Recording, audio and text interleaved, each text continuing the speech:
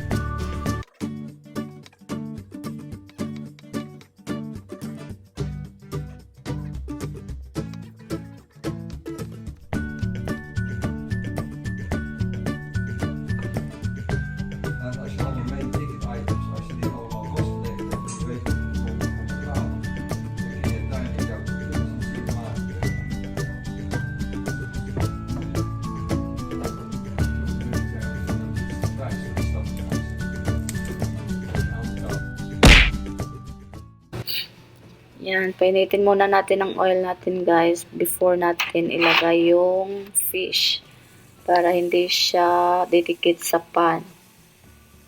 Yan.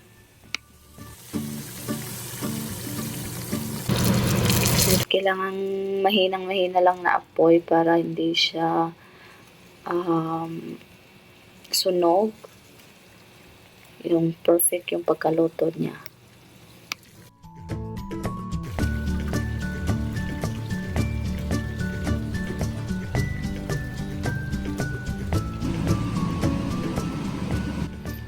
ito guys, hindi ko na nakunan kanina. Ano lang to, rice wine at 2 kutsara ng sugar.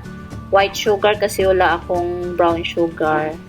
So, white sugar yung gamit ko. At ito, konting tomato sauce. Ayan, nilagay ko na rin yung carrots at saka yung loya natin at sibuyas. Halo-halo na siya yan guys. Sama-sama na yan lahat. At nagdagan ko siya ng konting asin at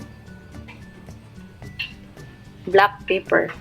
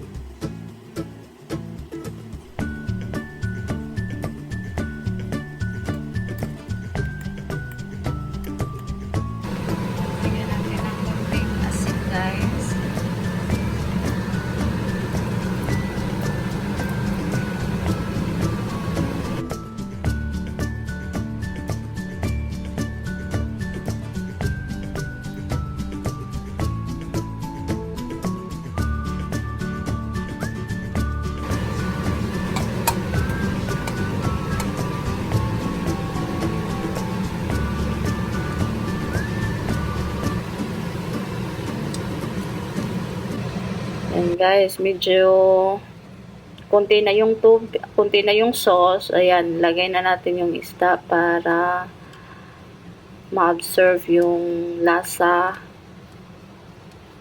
ng sauce sa isda. Ayan. Lagay na natin at tapos hayaan lang natin ng mga ilang minuto bago natin hanguin.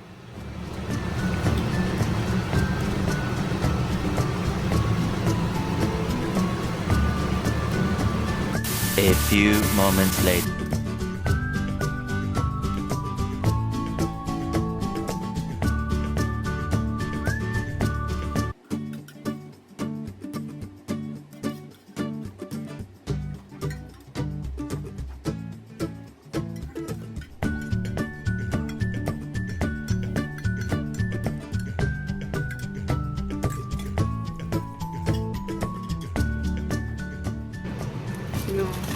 Gawa tayo ng vegetable salad guys. Kasi kailangan natin ng vegetables. So, ano lang itong gamit ko? Mizuna. Tapos, pipino. Tsaka yung cherry tomato.